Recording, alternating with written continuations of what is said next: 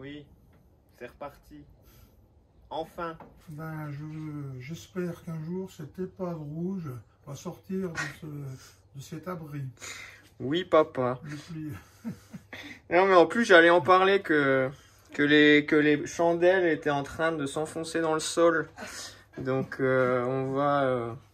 je vais prendre le relais et je vais expliquer à ce petit monde pourquoi je me fais chasser de chez moi. Moi et mon véhicule. Le voisin, nous avons monté une association avec le voisin qui n'aime pas le bruit. Moi, je n'aime pas la ferraille. Bon, bah voilà. Résultat, l'association porté plainte. Et il me semble qu'on a bien progressé là. Bah oui, oui quand ça tourne pas. Bon, très bien. Bon, ça fait longtemps que vous n'avez pas vu la E30 rouge sur la chaîne et je pense qu'il faut que ça change. Je vais vous remettre un petit peu les idées claires pour tout le monde, pour ceux qui rejoignent, qui ne l'ont jamais vu encore dans les épisodes. Et comme ça, on va repartir tous ensemble parce que c'était un peu éparpillé dans toutes les directions.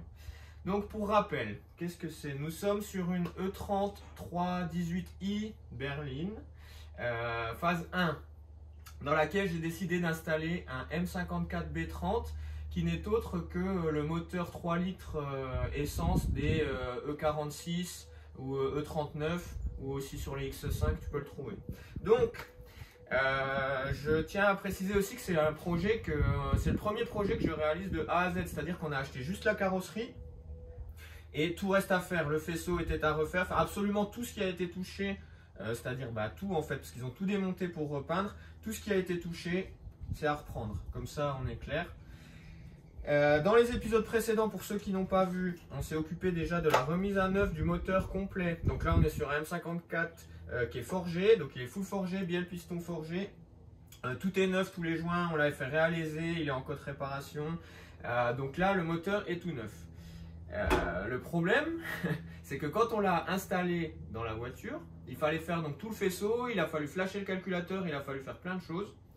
Et là où on s'en était arrêté, c'est que j'avais un problème de pédale électronique. C'est-à-dire que le moteur démarre, tout va bien. Par contre, la pédale électronique ne répond pas.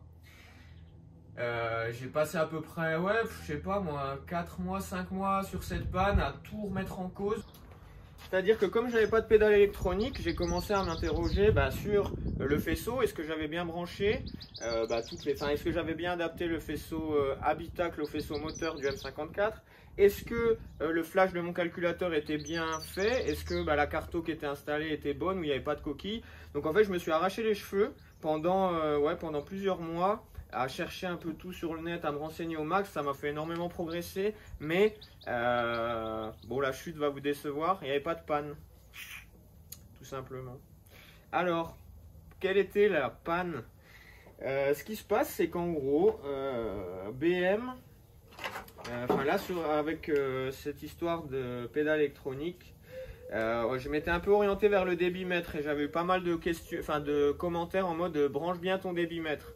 Donc le débitmètre était bien plugué, c'est-à-dire que j'avais bien branché électroniquement le débitmètre, sauf qu'en fait, si le débitmètre n'est pas plugué vraiment sur la tubulure d'admission et qu'il ne voit pas, donc que le calculateur ne voit pas le courant qui est traversé par le courant d'air qui est créé par la dépression du moteur au ralenti, il ne te déverrouille pas ta pédale électronique.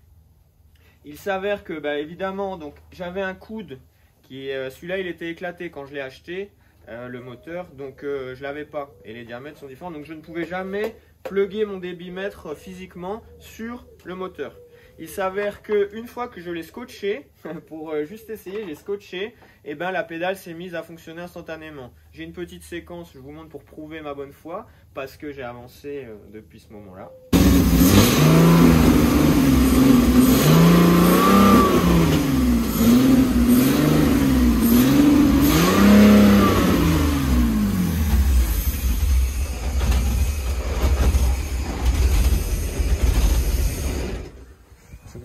Truc de ouf, ça marche, je sais pas pourquoi. Du coup, comme la partie moteur est validée maintenant, c'est-à-dire qu'il n'y a plus de problème, on a perdu assez de temps là-dessus, on sait qu'il est prêt à être opérationnel, en théorie, encore une fois. Mais là, je vois plus de points bloquants pour pouvoir s'en servir correctement. Maintenant, donc, on est bon de ce côté-là. Qu'est-ce qui manque à la voiture pour pouvoir se déplacer? Il va manquer tous les trains, donc train avant, train arrière, la direction assistée et surtout un arbre de transmission et un système de freinage. Dit comme ça, c'est pas énorme, mais comme il y a tout à refaire, il y a encore du taf. C'est pour ça que j'avance un petit peu dans l'an, je montre pas H20, enfin je filme pas 100% de tout ce que je fais, mais je vais pouvoir vous résumer les étapes clés. Qu'est-ce que tu mates? Non, je plaisante. Tu gardes la voiture? Yes sir. Bon, ceci étant dit, les gars, maintenant qu'on a fait un bon gros récap qui a pris un peu de temps, vous savez où on en est, à peu près. Donc là maintenant, on va pouvoir attaquer les travaux, cesse de blabla. On va commencer par le train avant. Donc quand je parle train avant, donc là je parle direction assistée. Et donc pour la direction assistée, quel est le plan? On veut adapter une crémaillère de E36 sur le berceau de la E30. Alors voilà, donc je disais mécaniquement parlant, je vais vous présenter un petit peu les triangles que j'ai installés. Donc ce sont des triangles qui sont faits sur mesure entre guillemets. C'est SIL6 qui propose ça. Ils sont exprès pour E30 et donc ça te permet de mettre les moyeux de E36 et donc d'être en 5 trous. Tu peux également ensuite du coup mettre un amortisseur de 36. Donc tu vois les triangles dont je viens de te parler. Ça c'est une crémaillère de 36 qui s'installe grâce à des petites cales pareilles que SIL6 vendent ici. Là, t'as une entretoise à mettre en dessous, une au-dessus. Après ça touche à peine mon carter de 34. Je vais essayer de vous montrer. Ça passe au poil de cul, je sais pas si c'est pour tout le monde pareil ou pas, mais là on voit clairement que ça touche en fait. Donc je vais voir si je peux pas rehausser ça. Bien, donc j'expliquais que pour la direction assistée, mécaniquement parlant, on n'était pas trop mal. Ce qui nous amène à la partie hydraulique. Je suis obligé de refaire une petite parenthèse au niveau du moteur pour la partie hydraulique, vous allez comprendre pourquoi. Ta pompe de direction assistée, elle vient s'installer sur ton porte-filtre à huile. Sur les M54, la direction assistée, les pompes, elles ont des raccords spéciaux BM. Enfin, c'est pas vraiment du standard, c'est pas des banjos ou quoi, c'est des raccords spéciaux. Et comme on sait que ça fuit tout le temps, là j'ai voulu mettre un kit de DA un peu plus évolué. Donc ça m'a amené à faire une modif pour deux choses. J'ai acheté donc, je vous avais montré dans un épisode précédent, un porte-filtre à huile de S54, donc pour M346. Pourquoi? Pour deux raisons. La première, c'est qu'on peut installer du coup un refroidisseur d'huile, donc un radiat d'huile, ni plus ni moins. Là, ça c'est une pâte à lit que j'ai installé pour pouvoir me mettre en Dash 10. C'est pareil, c'est pour contourner le fait que ce soit des raccords spéciaux, c'est des durites en rigide chez BM.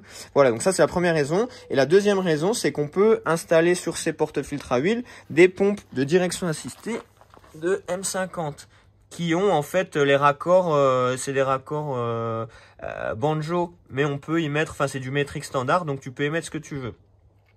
Voilà, donc ça c'est pour la partie accessoire, donc j'ai déjà remonté, hein, je vous ai passé, c'est rien à faire. La seule modif que j'ai eu à faire en montant le porte-filtre à huile de S54, c'est retarauder l'arrivée d'huile du Vanos, parce qu'en gros sur les M346 ça se fait pas comme ça, c'est pas donc le même diamètre. J'ai juste percé en, je sais plus si c'est du 12 ou du 14, mais voilà, tu perces, tu taraudes et après tu peux remettre ton banjo et t'as ton arrivée d'huile de Vanos. Voilà pour ça. Donc les accessoires sont en place, la pompe de DA est en place, donc là maintenant il faut s'occuper du circuit hydraulique de la DA. C'est ce qui nous amène à donc ceci, je vous en ai déjà parlé. Et j'ai acheté ce kit de DA à Étolier. Si vous voulez aller le voir sur Insta, il en vend, il les fait lui-même et il les propose à la vente. Donc en gros, ils sont garantis sans fuite, hein, on verra.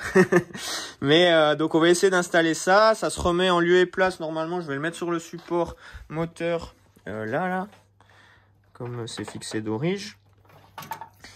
Et on va déjà s'attaquer à ça. Et après, on continuera le train avant. Là, je vous montre, je me suis refait. Enfin, en fait, j'ai trouvé dans le stock des étriers. Bon, ils étaient rouges dégueulasses, mais mon père me les a repeints. Donc, merci papa.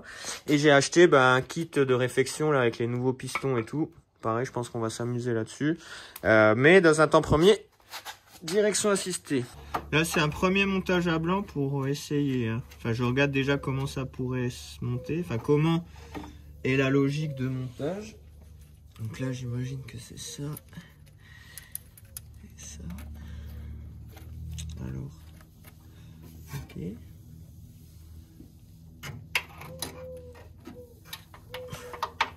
Oh, en fait, il a mis les longueurs. Oh, les Bermudes. Je sais pas. On va voir. Tac. Ah ben oui, il est jamais loin celui-là. Hop. Bien, petit update sur l'ADA. J'ai appelé Taulier, il m'a aidé parce que moi je suis pas trop calé là-dedans dans les circuits hydrauliques et tout. Alors, en fait, les durites me semblaient trop longues, mais parce qu'on s'était mal compris. Là, voici où le bocal sera inséré à peu près. Donc comme ça, le niveau sera plus facile d'accès comparé au piquage d'origine sur le support moteur. Donc, nous avons un dash 6 et un dash 10 qui en sortent. Je vais passer dessous. En gros, voilà. Le dash 10 qui descend de ton bocal vient faire ton alim ici, à l'entrée de la pompe. En sortie de pompe, donc là, tu as ton liquide qui est sous forte pression. On a une durite qui est carrément sertie. Et c'était pour ça à la base que je voulais son kit, parce que il fait des super durites bien serties. Pour l'instant, on fonctionnera sans serpentin. Alors en gros, une fois qu'on ressort de là, on repart direct au bocal. Donc c'est assez simple, une fois qu'il m'a donné les instructions. Là j'ai juste maquetté, il n'y a rien de serré, et on verra ce que ça dit. Si ça fonctionne, etc. J'essaierai de purger. Là c'était vraiment un montage à blanc déjà, pour essayer de positionner un peu le tout. Je suis bien content parce que du coup ça fait que, et mécaniquement et hydrauliquement, nous sommes OK pour l'ADA. Ça fait une case de plus à barrer. Donc je suis bien content. Maintenant, on va passer donc à l'étape suivante qui va être le freinage. Sachant que je suis à la recherche d'un Master Vac pouvant accepter mon collecteur d'admission de 6 cylindres. J'ai entendu qu'il y avait plein de modèles qui s'adaptaient. Je ne suis pas encore parti à la chasse. Allez, je vais vous montrer sans tricher la remise à neuf d'un étrier. Alors, on a, comme je disais, on a les nouveaux pistons. On a acheté un kit de remise à neuf ABS. Je crois que ça vaut 15 balles. C'est pas très cher pour une fois. Est-ce qu'on a de la graisse? Oui, là, on en a d'autres. Alors, c'est un peu subtil, mais après un petit peu d'entraînement, je devrais être capable de vous montrer ça. Déjà, je m'étais trompé de sens de piston. Donc, il faut bien mettre ça vers l'extérieur. C'est ça qui va appuyer contre la plaquette. Ça, on va à l'intérieur. Tu as un premier joint qui vient se mettre ici, dans la gorge. Là. On voit pas très bien avec la luminosité. Voilà, ici. Ce joint-là, aucun problème pour le mettre. Une fois que tu l'as mis, tu vas lubrifier un peu. Merde. Le piston. Ça glisse. Oui. Hop. Après, moi, je vais vous montrer ma tech. On l'a vu sur... on a regardé un tuto. Hein. On fait comme tout le monde. Hop. Donc, en gros, là, tu as ce joint-là, c'est le plus chiant. Tu as ça qui vient se mettre dans l'étrier. Et après, tu as l'autre qui... Alors, comment j'ai fait la première fois? Je crois que j'ai fait ça. Attends, oui, comme ça. Hop. Et là, en fait, ce qu'il faut faire... On va d'abord aller le foutre dans la lèvre pour pas qu'il se fasse chier. En gros, c'est comme ça qu'il va être ensuite. Je te le montre en le dépliant. En gros, tu as la lèvre ici qui va récupérer celle l'intérieur. Et celle-là, elle va aller sur l'extérieur, dans le machin.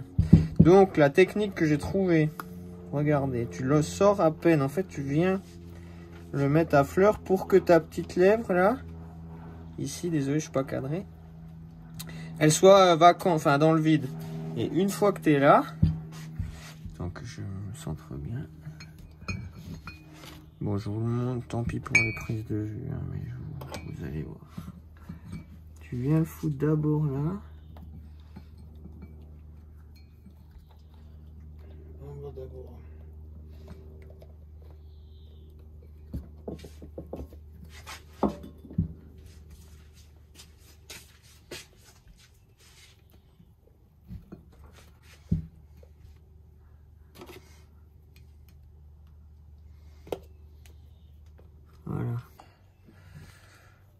une fois que tu as réussi à le passer, tu viennes.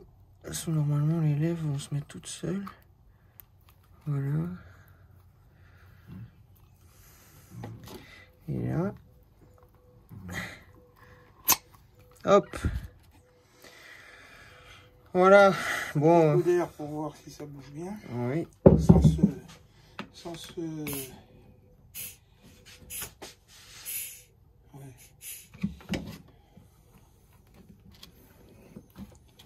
Voilà. Pour ça, après on lui met ça.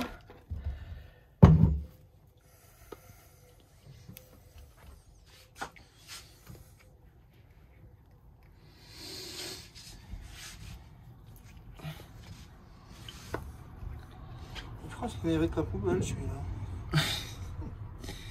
On ne jette rien ici, papa. Tout sera réutilisé.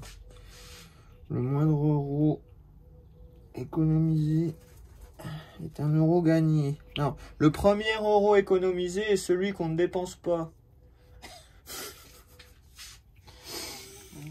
Voilà. C'est quoi, c'est une pensée de toi ou de Zygmunt Freud? Je ne sais pas, c'est une pensée. Voilà, il y a même une vis. Ah bah ça c'est pas là qu'elle va. Hop, tu prends ta vieille vis de purge, tu te la fous au cul. Et tu mets la nouvelle. Donc là les gars, ça c'est ce que j'aime bien. Hop, on a un étrier tout neuf. Et on va aller remonter sur le train avant. Bravo à tous.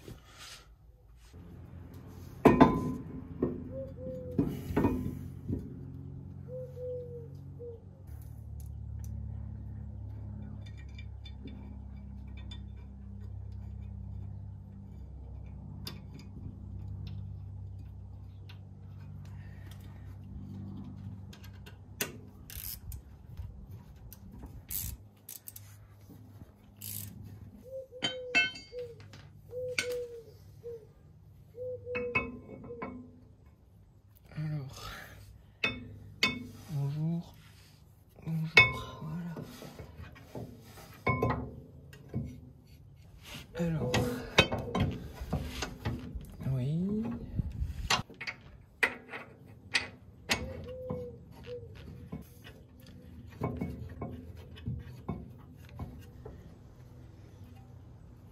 Hop.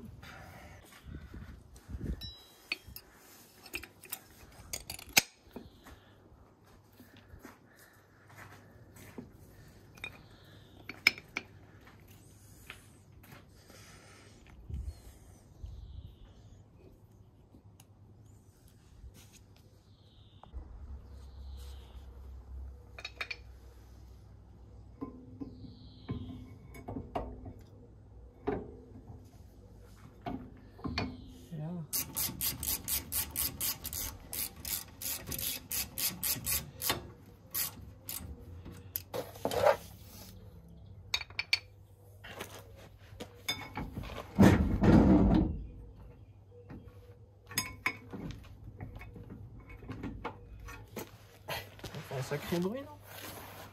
Pour une DA qui est censée être toute neuve.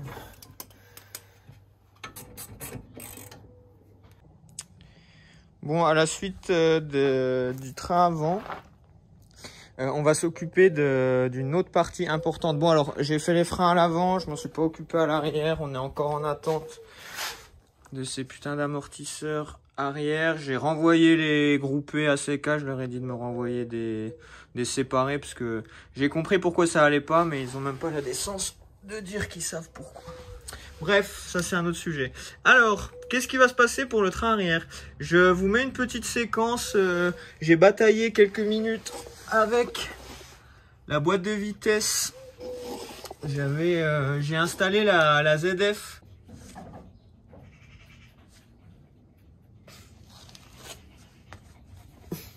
Hello. Bon, on va déposer la boîte parce que j'avais mis la Getrack de la E30.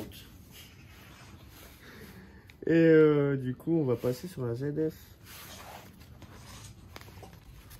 Hop, grâce à une e-light et ces méchants cadeaux. Attends, putain. comme les supports.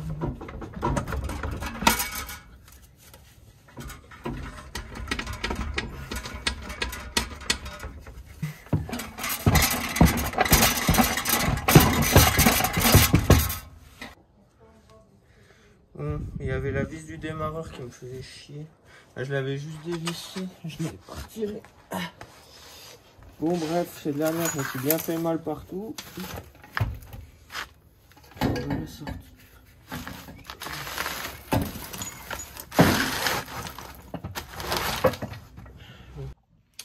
Donc voici celle qu'on a déposée, qui est la Getrack de 30. Enfin, c'est celle qui était avec la E30 que j'ai achetée. Et là, je vais mettre la ZF, du coup, qui vient qui était appairée avec ce moteur. J'ai remplacé, du coup, j'ai récupéré l'espèce de fourchette, j'ai remis la butée, qui n'a qu'un sens, rappelons-le. Voilà. Attention à ce petit truc aussi qui est un peu fragile, enfin, tu vois, et assure-toi que c'est bien mis. Et puis là, le plus chiant, on va remettre tout seul la boîte sur le bloc. S'il me laisse passer, faut juste que j'incline le moteur à l'avant. Et après, je vais faire avec mon cric. J'avais mis la Getrack au début. Et là, je suis passé du coup avec la ZF pour avoir le montage final. Et maintenant, on va s'occuper du coup du pont arrière. Donc je vais mettre un pont en 188 que je suis en train de refaire également. Je vais vous montrer, j'ai les roulements, j'ai tout le bordel. On va mettre un autobloc. Le but étant de pouvoir mettre donc du coup le pont en définitif pour ensuite maqueter les arbres de transmission. Donc ça c'était un pont en 168. Je vais vous montrer tout de suite. Oui, donc je disais, là j'ai un pont en 188 que j'ai récupéré. J'ai également un kit de roulement complet que j'ai acheté d'occasion. Enfin, ils sont neufs, mais je les ai achetés d'occasion à un mec là. Voilà, slide. Et donc le but, ça va être de refaire ce pont à neuf pour mettre un autobloquant avec le couple court et tout ce qui va bien. J'en profite pour passer une annonce. Si quelqu'un a un pont, un couvercle de pont en 188 avec une seule oreille pour E30, je suis acheteur également. Sinon, j'en trouverai un. C'est pas grave, mais je demande au cas où. Donc voilà pour le train. Voilà ce que je disais pour les trains. C'est la plus grosse étape. Donc là, je vais me consacrer à remettre en place le pont et les roulements. Et après, on partira sur le maquettage. Voilà. Je sais que ça fait beaucoup de sujets divers et variés pour un seul épisode, comme d'habitude. Mais comme je vous disais, on est un peu silencieux en ce moment, mais c'est parce qu'il y a énormément de trucs en même temps.